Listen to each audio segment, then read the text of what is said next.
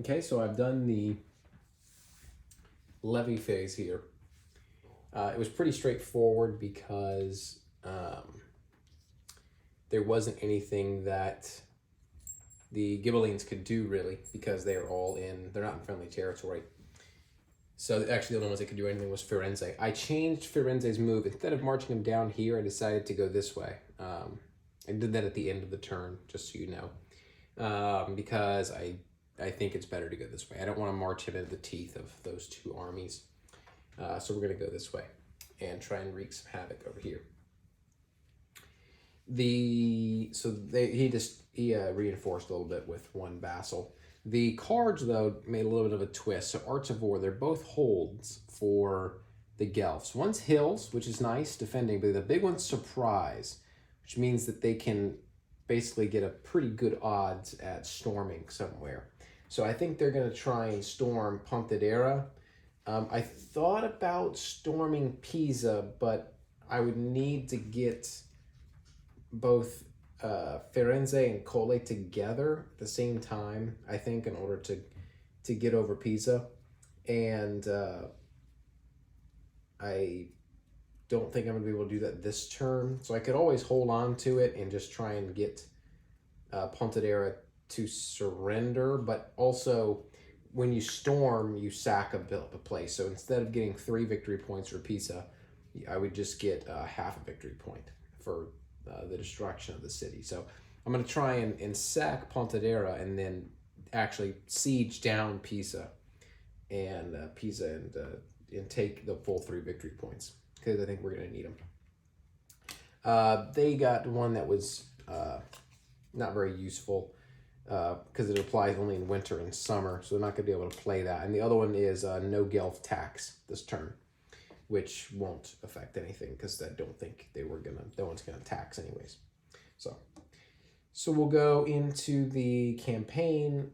Giordano is stacked as a lieutenant on top of Provenzano. Firenze's first. So he's gonna have to, nope, he can actually march without having to eat or having to pick up food first. He's gonna go 1, 2.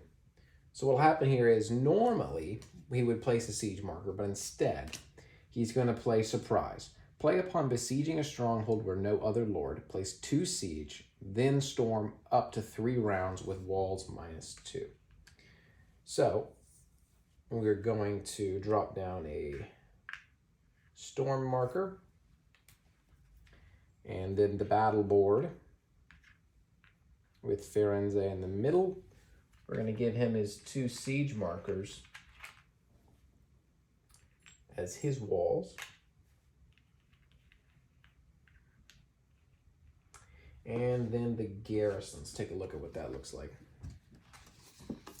So the garrison on a castle is just 1 man-at-arms and 1 cavalry.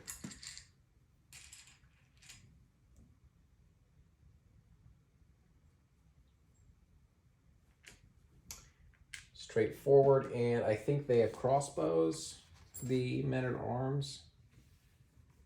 Yeah, they actually all have crossbows, which is always what you want to hear. Times half, times 1, so it's 1.5 hits by a crossbow, and they will combine into 2 hits because you round up. Cool. So now, if you haven't seen a storm before, here you go. They put this nearby so as to remember the bonuses. So first of all, we can decide if we want to concede. We do not. Archery, defenders first. So that's going to be crossbows who have a target. They can target the defenders, I think. Or they might just get -2 to armor, and they have to have a special ability to target. Either way, it's not that big of a deal. Here's his forces here. It's the 3 men-at-arms, 2 cavalry, and the 1 militia. So defender archery, that's a half and 1, so it's 1.5 rounds up to 2. So the 2 we're first going to take onto the siege walls. So we have a 1 or a 2. It's blocked by the siege walls.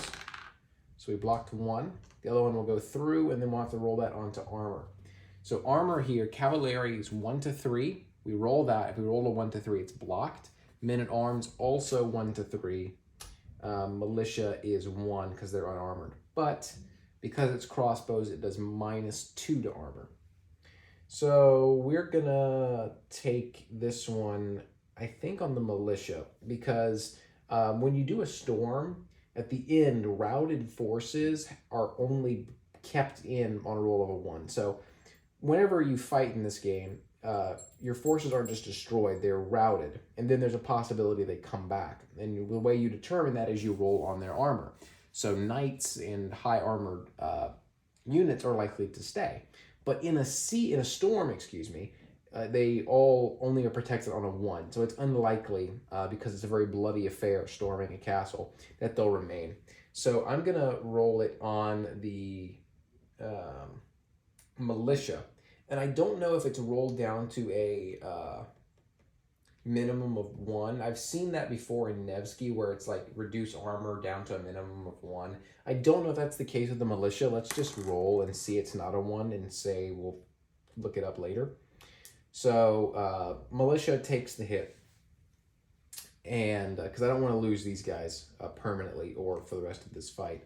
So now we're going to do attacking archers, which we have none of. And then we will go on to defending foot. So that's going to be 1 hit for the cavalry and 1 hit for the men-at-arms. 2 hits. Same thing as before. We're going to roll them off the siege walls. We ignore 1 and we keep the other. So this one, let's take it off the men-at-arms. So this is a 1 to 3 because there's no armor deficit because we're not talking about crossbows anymore. So it's a 4, does not block.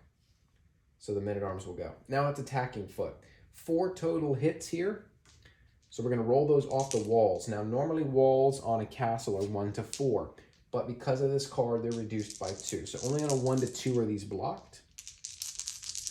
We're going to roll 4 here. On a 1 to a 2, only 1 of them is blocked. 3 of them get through.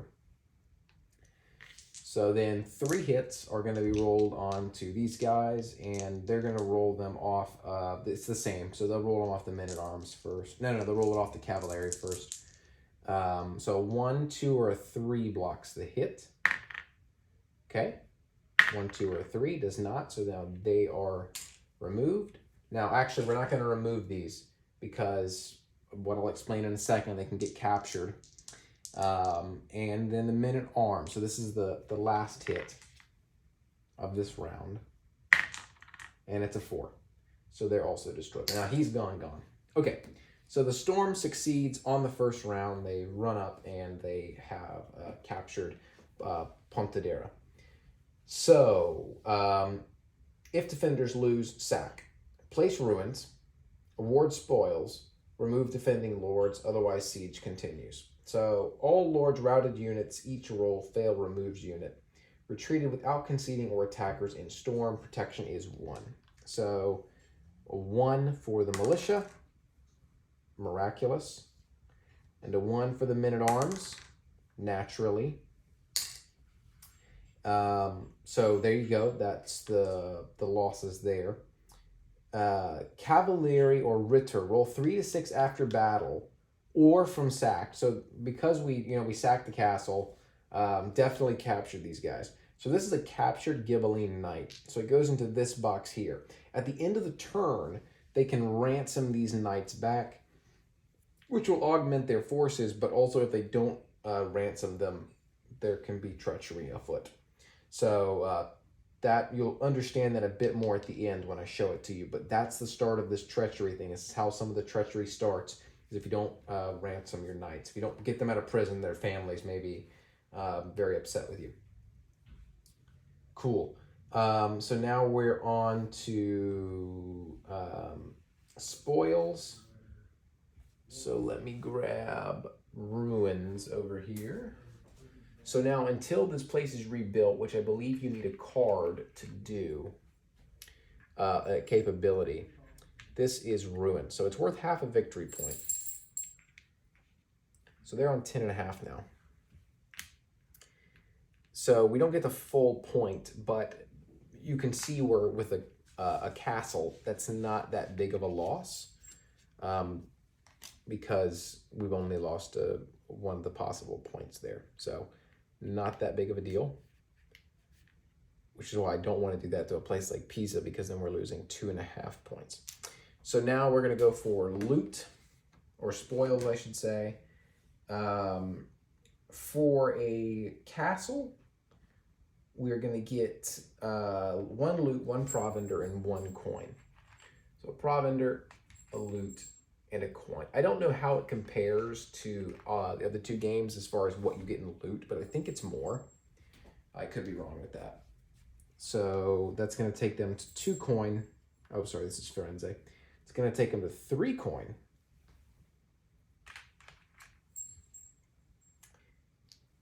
A provender. Man, he had not eaten, so it's a good thing this worked. And a loot. Great. So then it is service. Roll a die for each retreating. That does not happen. Aftermath. If lords removed or sack, roll revolt and add treachery. So now we can actually get into what the treachery is, because there was a sack. Anytime there's a sack, you're going to go into this treachery stuff, which is summarized on this sheet. So you're going to roll on this treachery table, revolt table, excuse me, 1 for each level of the place you've just captured. So this is the level 1 location. It was a town, or sorry, castle. We're going to roll once, and the place will revolt. And I'll explain that once we figure out where it is. So revolt against the Ghibellines, because it's against the people. They're basically, reacting to this development in the war. So this is a 1, and then slide over to a 4. Monterigoni. One of the reasons I like this game is because I just got done playing Assassin's Creed. I'm going through the series. I just finished Brotherhood and Assassin's Creed 2. I finished both of those. And so, of course, it's, Ezio Auditore di Firenze. So you have Firenze on here, and then Monterigoni. I didn't know Monterigoni was an actual place. I thought it was a fictional location for the game only. And the Monterigoni they talk about in the game may not be this actual Monterigoni, but when I saw it, I was like, that's so funny. So every time I see Firenze, all I can hear is the voice of Ezio saying Ezio Auditore di Firenze. So Monterigoni is going to revolt, which means that it's going to flip sides. Boom. Gone. Just like that. And that's like a small thing, because that's only a 1 place, but that could have happened at any of the locations. It couldn't have happened in Siena, because Siena is very loyal to the Ghibellines. But and vice versa, it could have happened to Firenze. It could have been 3, boom, gone. And it flips just like that. So this didn't have a huge swing, but that's still a 1.5 swing right there. Just from that. And then they're also going to get one of the treachery cards. I think it's both. I think you get revolt and treachery card. But in this deck of command cards, there's also 1 for each of your lords, a treachery card, where you can do mischievous things in nearby areas. So I think I'm going to choose Firenze, because he's got some locations around where he's at that he can be mischievous. Colle is interesting, but I'm going to take Firenze's. These are 1 use. So when you use them, they go back in the deck, and you have to acquire them again. So you can't use them this turn. You have to wait till next turn, and then you can use them. And you can do things like bribe. So you can bribe vassals away from an enemy force. They become turncoats, and which can obviously be a real sucker punch if you're relying on some forces to back you up, and then poof, they go away. They can also cause places to revolt, just like happened here. So they can be brutal if used timely. So that is Firenze's action. You can see how important that Art of War card was to taking Pontedera. And now we'll go over to Giordano. So he has stacked here. They have no food. So they're going to need to spend this turn supplying. So he has 3 actions. He's going to supply 3 times or he can, at this point, he can forage pretty much. You have to roll for forage and spring on a 1 to 3. But they can supply. because they're going to eat 3, so they're going to get 3 provender. And that will cover them for their next time. So, easy. Cole. He's going to... Does he need to eat? He does not. So, he can place another siege marker. And then eat this food. He's going to go for 1 more. And then roll the die. What I mean by that is he added this siege marker. Now he's going to try and roll the die on his next turn. Up next is Siena. And they probably want to add 1 more. The problem with storming your own places, because they've got the forces to do it, is that you give your opponent a half victory point. So this is a 1.5 point swing back to you, which, you know, if that reduces them by 1.5, that's 10-9 again. So that's pretty decent. They may be willing to take that. And let's see, this is in a storm, so this is not, this doesn't apply to him. That's Giordano. Because they only have 3 cards, so if you spend 1, do they need to eat? They do. So they're going to have to spend 1 preparing, 1 placing a siege. So they can get up 2, and then another one rolling to hopefully get the siege to work.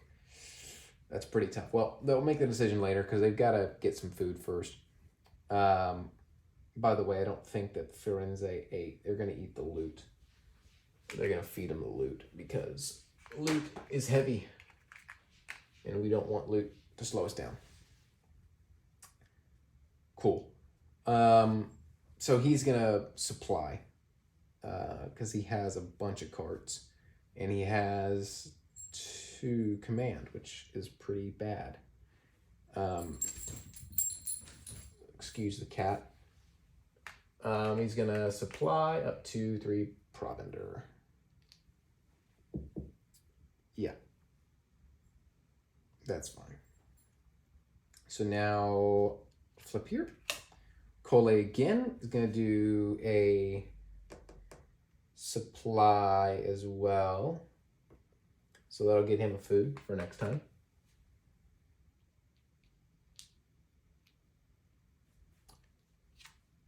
Siena. Now they got the food. So there's 3 total. If they put down the siege marker, then they're not going to be able to roll again this turn because they won't have the food to do it. And the thing about it is they've got the coin that they can take the loss because of food. They can take it and then bump it back up with pay. So that's not that big of a deal in the long run, I guess. So yeah, I think they're definitely going to put down another siege marker because trying to get the siege done in 1 round is risky. So that'll cost them 3 provender. Cole. Now, did they eat? I don't think they did. Yeah, they did. They ate the siege. They did, yeah. So this is the 3rd one. So now they're going to roll. They got to roll twice. I'll go ahead and discard this because it's not going to happen. So they got to roll twice because you roll a die for each. For surrender, which is what they're trying to do here. You have to roll a die for each level of the location. So it's 2. And they both have to be equal to or less than the amount of siege tokens. So they need both of these to be 3 or less. And it's a 6 and a 3, so it is not successful. And the provender goes away. So that's going to throw a wrench in some of their plans long term. Giordano, they've got the food. So now this does affect, because he's in a storm. In storm have crossbows by a half, -2 to target armor. That selects if defending. So they can't select because they're not defending, but they can still get half which would be one whole hit, 1 hit from armor, or 1 hit from their men-at-arms on crossbows. So I don't know if I want to storm or not. The problem is I don't know if we're going to have the time to do anything else, because the next turn is the end of the scenario. And realistically, we'd like to hop up here and grab something else, or hop over and grab something else if we've got the time. So do they storm? They can do it. They've got the pieces. It's just how bloody is it going to be? And it's going to be a 1.5 point swing. I think, man, this is a tough one. I really think they're going to lose this scenario. I think this is a really tough one. They can cross that dotted line, but if they hadn't, they'd have kept somebody in reserve. I think that would have been pretty tough. Man, I think they're going to storm. Because if they don't, they're not going to be able to do anything else this turn. They've already used 2. So if they place a siege marker, well, they've only got 1 siege marker down. So that would have to be 1 turn. 1 round of combat. Man, that is tough.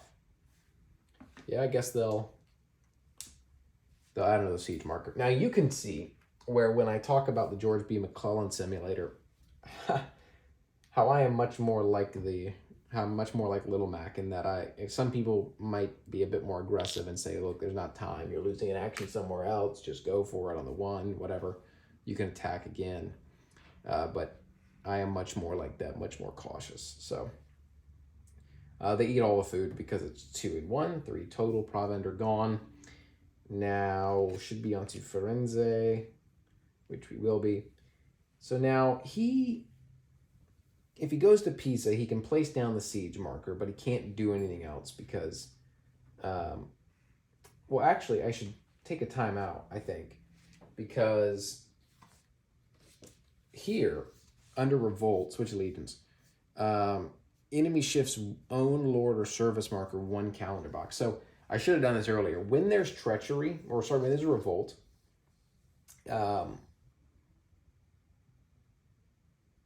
there is a reaction to that. So the exiles can kind of force a higher level of attention to be paid. So the Monte Rigoni basically had revolted.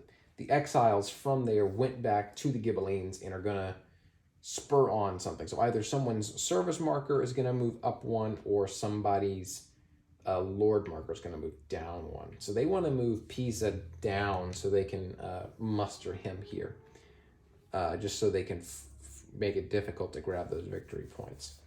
So they're going to do that. I should have done that earlier. Apologies. Firenze. Now that they knew that was going to happen, obviously, because it happened earlier. So they're not going to be able to take Pisa, certainly. So the matter is whether or not they want to besiege Pisa, because I'm pretty sure the Podesta can muster there regardless. So that probably won't affect anything. So they could go down here and try and besiege. But they also want to be, I think they've got another Firenze card. That's the thing, is they want to be somewhere where they can get more forces, because they don't want to be in an enemy area. So if they move here, they can place a siege marker, and then next turn they could try and storm again. But they got 1 less piece, man. That's tough.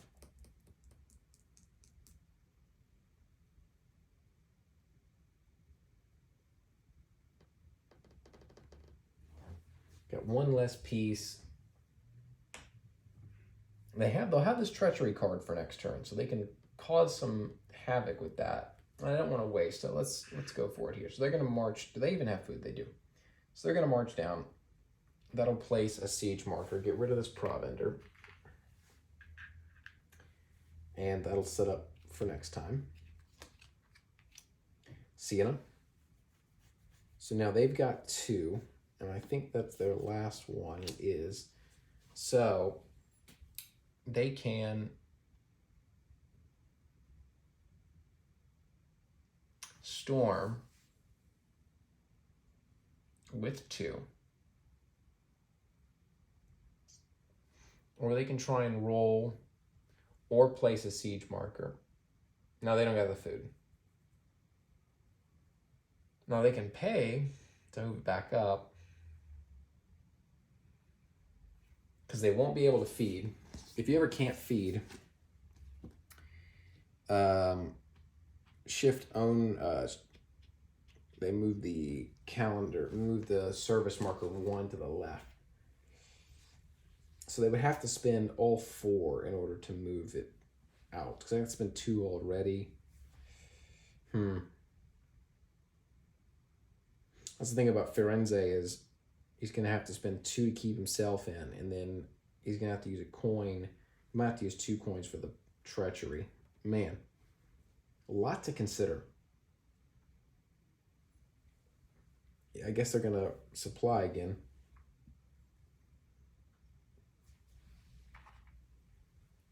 Two provender.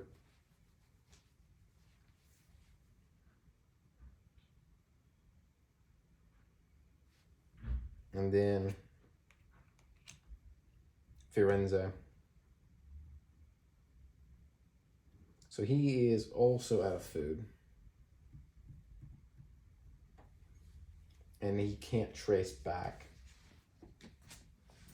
So he'll have to forage spring or autumn on a roll of 1 to 3. It is 3. So he'll get a provender. Now back over here, last one for Giordano. Now they do have food. Are they supposed to have food? I think they are. Don't know. Maybe they were supposed to eat their food last time and I didn't. I don't remember.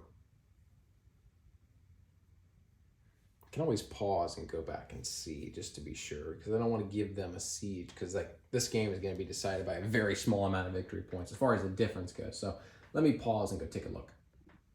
So yeah, I thought something was up. I added the provender here instead of here. So yeah, they don't got any food. So they can't, like I said, they could storm. Well, they really shouldn't storm because then they wouldn't be able, they would get removed from the game because they're not stacked with anyone with coin to pay them to keep them in. Now, granted, if they stormed successfully, they could get loot. That's true. If they storm successfully, they get the loot and the provender. So I'm gonna keep the action for Siena because they could have done that themselves, but Giordano, he's gonna need 3 food to feed. So we look here. Town will get them 2 loot, 2 provender. So yeah, it'll be enough. They're gonna go for it because somebody's gotta step up here. So they're gonna go for a storm. Oops.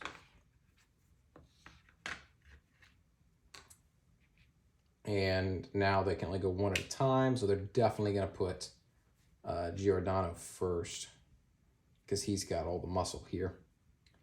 And this is in Montepulciano.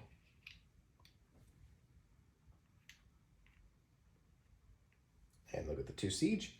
And now this is a town, so it's going to be 2 men-at-arms, 2 cavalieri, and 2 armigieri.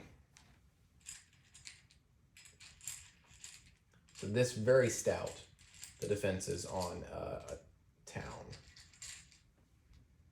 And of course, they're all equipped with crossbows raining down on top of you.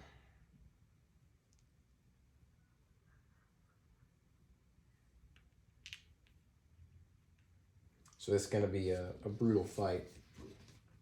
Yep.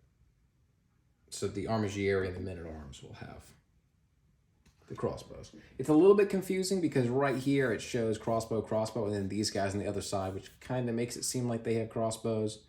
Also, kind of makes it seem like these are the only ones with -2 armor, which I don't think is the case, because here it doesn't say. Crossbows in general give you -2, so I'm guessing that the Cavalieri do not have crossbows, just these. So in the Storm, they get 2 rounds on this now. So it's Defender Archery first. So this is half a hit from crossbows, so that's 1 whole hit, and then 1 each for that. So that's 3. And we're going to roll that against the siege. So it's 1 or a 2 on this blocks. So none of those are blocked. So all 3 will go onto the attacker. And we could roll, it's -2 to armor. So we don't want to put our knights in the way because then it's a 1 or a 2. So we're going to take it on to the militia. And a 1 was rolled. I didn't see if it was down to a minimum of 1, especially for militia.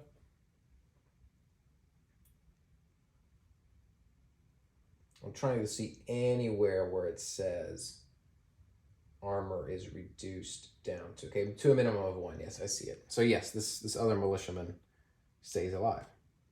Very good. And did I roll the 3rd one? Oh, the 1 was blocked, I guess. No, there was only 1. So I think we should have 1 more. Well, there you go. Somehow these militia are just OP this time around. So now it's going to be defending or attacking archery, which there actually is some because of this card here, which says crossbows from men-at-arms 1/2, -2 to defending armor. So that's going to be 1 whole hit from the men-at-arms.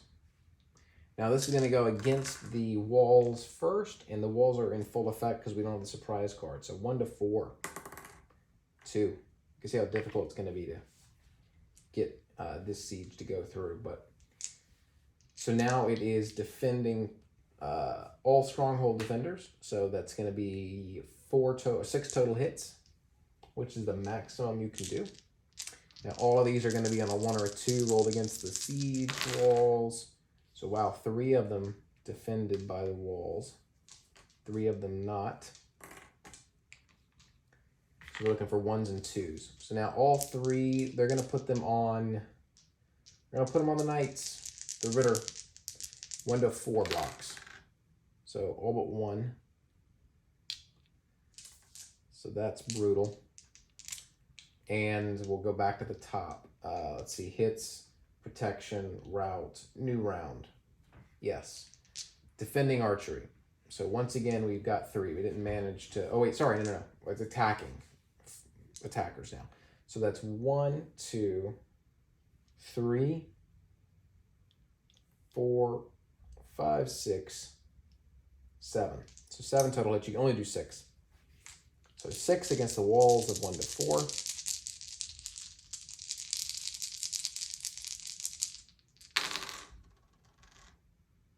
So that blocks all but 1,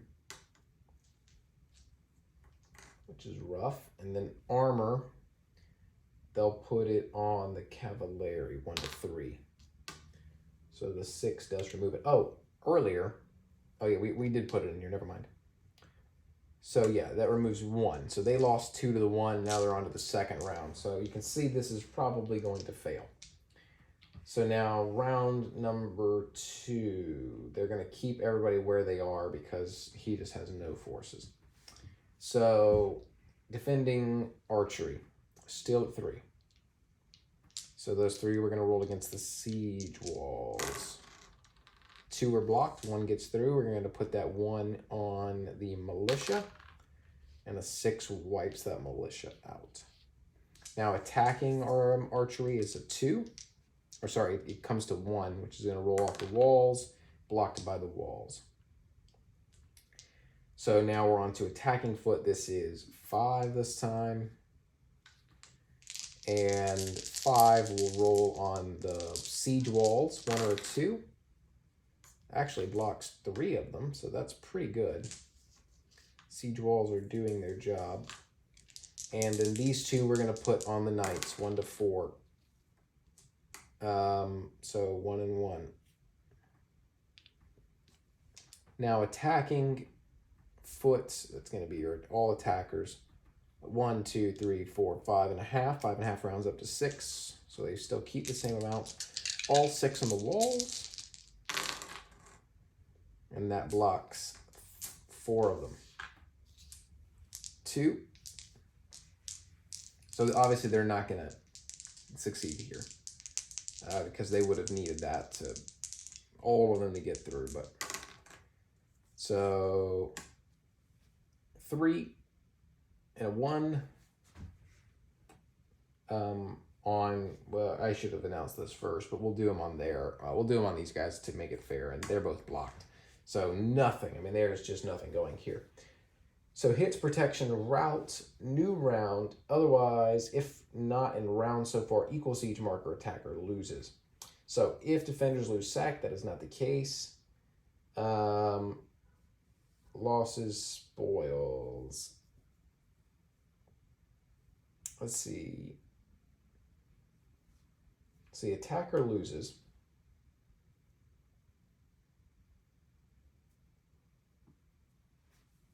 All lords routed units each roll. So if they retreated without conceding or attacker in storm, they'll roll on a 1. So let's do the 2 purple are for the knights, and the 2 orange but gold are for the militia. So on a 1. So yeah, they're all gonna go. And that really hurts to lose those 2 knights.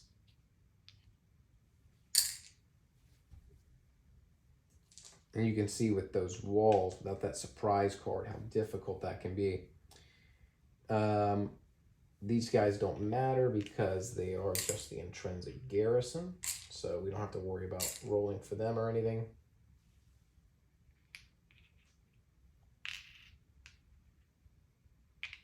So that is a failure. And cavalry who roll 3 for 6 for side garrison or removed lord. Okay, so I don't think those guys are captured. Spoils, that does not happen. Roll a die for each retreating, not withdrawing lord. Shift that lord's left by the number on the thing. So let me go and take a look at that, because I don't know what you call this. I guess they retreat, in which case you roll a die. On a 1 to 2, you move their service marker 1. On a 3 to 4, you move it 2.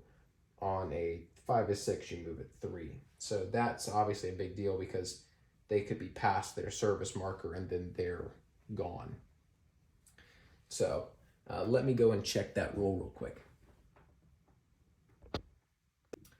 So no, because they didn't actually retreat out of the space, they don't have to worry about rolling in that way to reduce their service markers.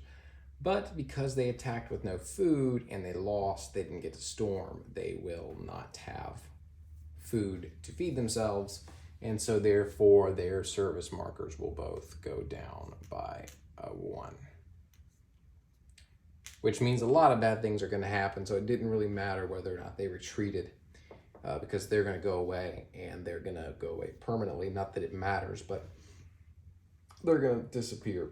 And I think some revolts will happen, maybe. But yeah, not good. So they can't feed, so that's that, and that wraps up, well, flip here, it's a pass. Flip here, it's a pass, because you had 7 and there's only 2 lords apiece that were acting. So, at the end, grow. If it's the last, it is not. Ransom. Guelphs and the Ghibellines pay 1 to 6 to recover half of their knights. Otherwise, they languish. So they are going to pay for this knight because they don't want any more treachery or anything happen. So they're going to spend a coin, and they'll get to put this among any of their units. They're not going to waste putting them here because they know that those are just going to go away. So they're going to drop them into Siena. Siena's forces. And now they don't have to worry about languishing. So actually, revolt or treachery per 6 knights rounded up. Okay, I didn't know if, regardless, they're going to wipe that out because they don't want to deal with that. Game end, repair, not the case. Waste, I will go over that myself to take a look But regardless, when we come into the pay phase up here, they're not going to be able to pay them. They're going to be beyond their service marker, and they're going to be permanently removed. So that's going to give a treachery card and a revolt per lord. So that's going to be 2 revolt and 2 treachery cards for the opposition, which is not good. Literally the only thing that's good that's happened here is the fact that they have kept Luca from being able to muster, but that's really it. This is going to go down in flames for the Ghibellines. So we've started here the next levy phase, and big shift. It's looking like really bad for the Ghibellines, and then this card comes out. Pope at Bay, who flees to Viterbo. So it says set aside 1 treachery to shift any 2 Guelph cylinders or service 1 calendar box. So they get rid of a treachery card they can't use, and they move 2 Guelph service markers back 1. So why is that bad? Well, because now we're on to the pay phase, and you can use 2 coins to shift 1 if you're a podesta, or 1 coin if you're not a podesta. So Firenze, he has 3 coins. He spends 2 to move himself here, and then he has 1 left over. He can't move himself again, so he's going to disband. Cole has 1 coin, can spend 1 to move himself there, but now doesn't have any left over, so he's also going to disband. So it looked, I mean, I guess they might be able to bring somebody back, but I don't think so. I have to look again because the muster rules are a little bit different in this one. But as far as I can tell, I mean, even if he's going to have to disband, even if he can come back some other way that I'm not sure of yet, he's not going to be here, which means he's not going to be able to get back in time. So that was really good timing for that card to come out. Really bad for the Guelph. So now we go on to disband. So Guelphs, then Ghibellines. Beyond service limit, not. At service limit. If service at current turn box, disband Lord to calendar, even if besieged. Place cylinder right of current levy by a number equal to service. So his service is 3, so he'll go 1, 2, 3. His service is also 3. I don't know if when they do this, they mean 1, 2, 3, or if they mean 1, 2, 3. I'll look it up, but it's because when you do the service markers, I think you count from the turn you're in. I'm going to read it again. Place a cylinder right of current levy by a number of boxes equal to service. I think it's here. Regardless, they're not going to get to it. That's it for them. So these go away. Now, beyond service limit, goes over the Ghibellines. Beyond service limit, if service marker left of current turn box, permanently remove regular lords. So these are not podestas. If they were podestas, they'd be different. These are not, so they are permanently removed. So these guys are gone. I'll clean all this up in a second. But then, beyond services, see revolt and treachery. 1 treachery card and 1 revolt per lord. So I guess you do this right now. Let me look and see if it says in disband. Oh, it's here yet. So they're going to get 2 revolts. So we're going to roll once. A 1. This is against the Ghibellines. So 1, 2. Borgio Livorno here. So that's going to place a Guelph victory point, moving them up to 12.5. I'll do the math again later just in case I've forgotten to add or remove somewhere. And then another, that's 6 and 3, Montemasi.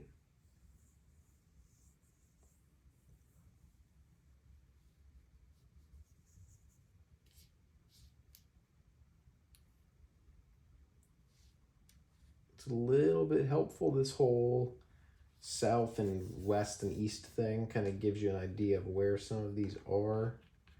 but I still know the geography of this area so badly that I don't. Okay, here it is, Monte Massi. So if you roll a place that's already chosen, so if a friendly stronghold already marked revolt eligible adjacent stronghold of the same or less value. So the only adjacent one is here that is less or equal, and it is eligible. So it's eligible if there's not a lord, an enemy lord adjacent or in it. So they'll go here instead. And that takes them up to 13.5. And then I'll get the 2 treachery cards, even though the treachery cards won't matter for this particular instance. Okay, so let me look at the muster rules first. Gelfling Gibelline lords at unbesieged friendly locales, including, may take lordship action. So roll a ready lord's fealty to muster him in free main seat. Yeah. So because they can't call, they do a call to arms, they're not going to be able to bring in their commander. Also, the commander isn't besieged. His location's not besieged, so I don't think he can come in either. So yeah, the only person they're going to be able to bring in will be up here, and then, you know, he's going to be a little ways away from anything that's useful. So, well, actually, they don't even have a lord in play to muster someone with. Never even had that happen before, I don't feel like. So let me clean this up. Let me get rid of these lords. Let me get rid of the siege markers that no longer apply. And then we can assess from there. Okay, funny enough, the reason that I had never encountered that problem of running out of lords, what do you do? It then immediately occurred to me, oh, well, it must mean that it's an auto victory, and that is the case. So if a side ever has completely been wiped out of all their lords, it's an auto win. So the Ghibellines, who were absolutely going to lose, even if, let's say, they could continue. Let's say they had a lord, like, if they could muster Firenze for whatever reason, they could do call to arms, whatever. They were not going to have enough turns to get down. The Gelf were not going to be able to do anything, regardless. So the Ghibellines, with this one, they might be able to take back 2 victory points, which will take it down to 11.5, and then maybe get off 1 or 2 more. That's really pushing it. And then at the end, they're going to lose 1.5 victory points because of growth. So, like, they were going to lose this. I'm almost positive they were going to lose this. But because of this card that pops up, they lose it. So that's one thing you have to consider, leaving with enough coin to pay yourself possibly 2 levels. Because, you never know when you're going to get stuck in a situation like that. Now that I know that card exists, I'm going to be very wary of it. So there you go. The Ghibellines, regardless of victory points, win an auto victory right there. So that was probably a poor showing of this game. What I'd like to do is do a longer series. I think I'm going to try and package this all in one video. I may make it 2. But try and do a longer series with either a longer campaign, a longer scenario if there is one, or the full campaign. I doubt that I'll do the full campaign because that's going to take a while, but we'll see. But regardless, you got to see a little bit of the things that are in this game that are different, and hear my thoughts on it. Still need to play more of it, but I can tell you that it is much more unpredictable than other entries. You're gonna fight behind your own lines a lot. So, I need to play a bigger scenario where I've got battles and sieges against my own people that are stabbing me in the back at the same time. But I like it, and I like it a lot. When I played Almoravid, I said in that video that I thought it was an improvement on Nevsky and how I really liked the typhus politics. I thought it just added a really beautiful, delicate layer. I think the treachery here is similar. I think it's more of like a hammer than it is a paintbrush. Almoravid was, very much like a light brush. This is like, comes crashing down on you. It's It's going to beat you over the head. It's crazy. I'm not saying that as a to its detriment. I think it's very different, and it's supposed to be, and it's radical, and I think it probably reflects this era well. I think they probably are going to feel good, Enrico and Volko, about what they've done here. I think they're going to feel it accurately represents. I can't speak to it because I'm not familiar with this era, but I hope for them that it is providing an accurate simulation of what was going on. But it's definitely going to rattle you when you play it a time or two. You're going to be like, what? My leading city is now opposed to me. I have to go back there and siege it down all the way because it flipped on me like that.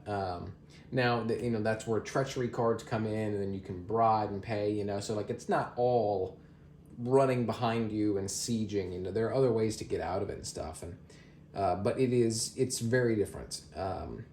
The priorities are different. I'd say Nevsky's the most focused on logistics, then Almoravid. This one, it is, while you just saw me mess up logistics consistently, what I mean by that is that it's the least affected by weather, and it's the least affected by terrain, by far. So you're going to spend a lot less time analyzing the map and analyzing the turn track, and more the actual components of the game, which I think is a plus. Not that's bad in the other games, Nevsky and Almoravid, but it's something that takes up your time. The game feels like that's what the game's about, which it is to an extent. That played a big role, but you're less playing. That's like the game almost feels like Chrome, and you're really managing supplies, and logistics and stuff, and where you move. So I will say it's nice to have a series in the game where you can wipe that away. And if someone wanted to get into the series, but they didn't really want to do all of that, and they wanted just kind of more of a straight up movements, less restricted, let's go around, let's have some more fights, let's have some more sieges, this one is better than Nevsky for that. I don't know about Almoravid, because you still get a lot of that in that one. So anyways, I think that it's good that they varied the system, because if you had three entries in the series that were all Nevsky but with a different map, what would be the point? Why don't you just print multiple maps for the same edition, for the same publication? So I'm glad that each one is distinctly different, and I think that the changes that were made in this one were good changes. They're fun, they're fresh, totally have me rethinking the entire Levian campaign. The way I think about it completely shifted. I was bad at it before. I'm worse at it now, because you can't approach this game like you can the others in the same ways. I mean, there's a lot of it that you can, if you know those games, you'll know this game, but you're going to have to think about it differently. You're going to have to approach it differently. So it's going to take me a while to figure this one out.